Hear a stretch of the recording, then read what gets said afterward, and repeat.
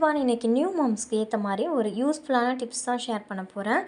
Normal டாப்பை எப்படி feeding டாப்பை convert பண்ணுறதுன்னு பார்க்கலாம். நார்மல் டாப்லேயே நிறைய டிசைன் வச்சுருப்போம், பட் ஜிப் இல்லாமல் இருக்கும். நம்ம வெளியில் போட்டு போகிறதுக்கு கொஞ்சம் கஷ்டமாக இருக்கும். அந்த மாதிரி நேரத்தில் எப்படி அந்த டாப்பை நம்ம ஃபீடிங் குர்த்தியாக மாற்றலான்னு பார்க்கலாம். ஃபர்ஸ்ட் ஸ்டெப், ஷோல்டர் ரெண்டாக டிவைட் பண்ணி சென்டரில் தான் நம்ம ஜிப் வைக்க போகிறோம். அதனால் டிவைட் பண்ணும்போது நீங்கள் கரெக்டாக பண்ணிக்கோங்க. போத் சைடுமே சேம் ஒர்க்கை நம்ம பண்ணிகிட்டே வரணும். ஃபர்ஸ்ட்டு ஒரு சைடு தச்சு முடிச்சுட்டு அடுத்தது பார்த்துக்கலான்னு விடாதீங்க. ரெண்டு சைடுமே ஈக்குவலாக பண்ணிட்டு வந்தீங்கன்னா உங்களுக்கு எந்த ஒரு மிஸ்டேக்கும் இல்லாமல் கரெக்டாக வரும். பேசிக்காக ஜிப் வைக்கும்போது 13 to 14 இன்ச்சஸ் வச்சா கரெக்டாக இருக்கும். ஜிப் ஃபுல்லாக நான் வைக்கிறேன். சென்டர்லேருந்தும் நம்ம கொண்டு வரலாம். நீங்கள் எடுக்கிற கிளாத்துக்கு ஏற்ற மாதிரி லைனிங்கோ இல்லை நார்மலாக அதுக்கு ரிலேட்டடான இருக்க கிளாத் எடுத்துக்கோங்க. லென்த் வைஸ் பார்த்திங்கன்னா நம்ம 15 or 16 எடுக்கணும். நம்ம நார்மலாக வச்சுருக்க சைஸை விட ஒரு 2 இன்ச் எக்ஸ்ட்ரா கட் பண்ணிக்கிறோம். அண்ட் பிரெத் வைஸ் பார்த்திங்கன்னா 2 to 3 இன்ச் எடுத்தால் நமக்கு கரெக்டாக இருக்கும். இந்த கிளாத்லேயுமே சென்டராக பார்த்து ஒரு லைன் போட்டுக்கோங்க.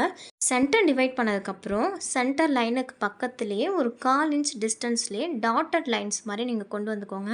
அந்த டாட்டட் லைன்ஸில் தான் நம்மளோட ஸ்டிச்சிங்கை கொண்டு வர போகிறோம். ஸோ ஸ்டிச் பண்ணும்போது கிளாத் நகராமல் இருக்கிறதுக்கு பின் போட்டு செக்யூர் பண்ணிவிடுங்க. ஓரளவுக்கு மேனேஜ் பண்ணுவீங்கன்னா நீங்கள் அந்த டாட்டட் லைன் மேலேயே கரெக்டாக கொண்டு வாங்க.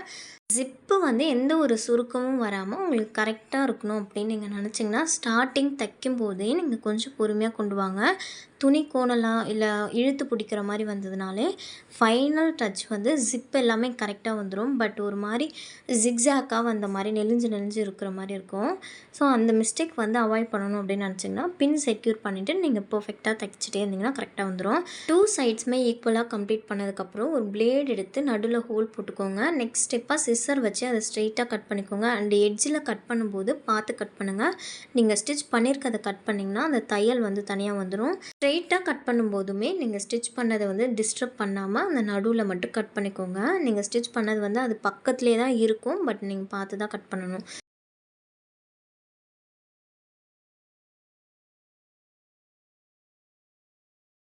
போத் சைடுமே கேப் ஓப்பன் பண்ணதுக்கப்புறம் நம்ம ஜிப் தான் ஃபிக்ஸ் பண்ண போகிறோம். ஜிப் வாங்கும்போது லென்த்தாக தான் இருக்கும். நீங்கள் ஓப்பன் பண்ணி வச்சுருக்கீங்க இல்லையா கேப்பு, அந்த கேப்போட சைஸ்க்கு ஏற்ற மாதிரி அந்த ஜிப்பை கட் பண்ணி ஆல்ட்ரு பண்ணிக்கோங்க. ஜிப்பில் இன்னொரு விஷயமும் இருக்குது. நம்ம சிங்கிள் ஃபுட் யூஸ் பண்ணி இந்த ஜிப்பை ஸ்டிச் பண்ணோம் அப்படின்னா தையல் ரொம்பவே நெருக்கமாக வரும்.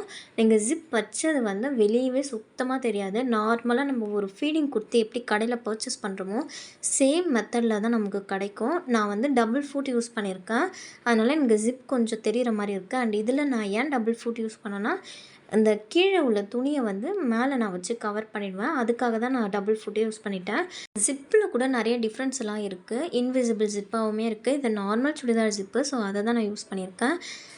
ஓரளவுக்கு நான் அதை கவர் பண்ணி முடிச்சிருக்கேன். நீங்கள் இன்விசிபிள் ஜிப்பாக கூட வாங்கிக்கோங்க. வாங்கிட்டு சிங்கிள் ஃபுட் யூஸ் பண்ணி ஸ்டிச் பண்ணிங்கன்னா உங்களுக்கு பர்ஃபெக்டாக நீங்கள் கடையில் வாங்குகிற டாப் மாதிரி கிடைக்கும். நெக்ஸ்ட் ஸ்டெப்பாக ஜிப்பை ஃபிக்ஸ் பண்ணிவிட்டு கொஞ்சம் கொஞ்சமாக தைச்சிட்டே வாங்க. ஜிப் ஃபிக்ஸ் பண்ணி தைக்கும்போது ஒரு சில இடத்துல நம்ம க்ளோஸ் பண்ணி வச்சு தைக்கிற மாதிரி இருக்கும். அண்ட் ஃபைனல் கீழே வரும்போது அது ஓப்பன் பண்ணுற மாதிரி இருக்கும். எப்படி வச்சா கரெக்டாக இருக்குமோ அதுக்கேற்ற மாதிரி நீங்கள் ஃபஸ்ட்டு பின் செக்யூர் பண்ணிவிட்டு அதுக்கப்புறம் ஸ்டிச் பண்ண ஆரம்பிங்க. ரொம்ப கார்னரில் நீங்கள் தைச்சிட்டு வந்தீங்கன்னா கரெக்டாக இருக்கும். ஜிப்பு இப்போ தான் நீங்கள் ஃபஸ்ட் டைம் ஃபிக்ஸ் பண்ணுறீங்கன்னா இந்த 4 ஸ்டெப்பை மட்டும் ஃபாலோ பண்ணுங்கள், கன்ஃபியூஸ் ஆகாமல். ஃபஸ்ட்டு எடுத்தோடனே ஷோல்டர் ரெண்டாக டிவைட் பண்ணிவிட்டு சென்டரில் 14 இன்ச் கிட்ட ஒரு பாயிண்ட் வச்சுக்கோங்க.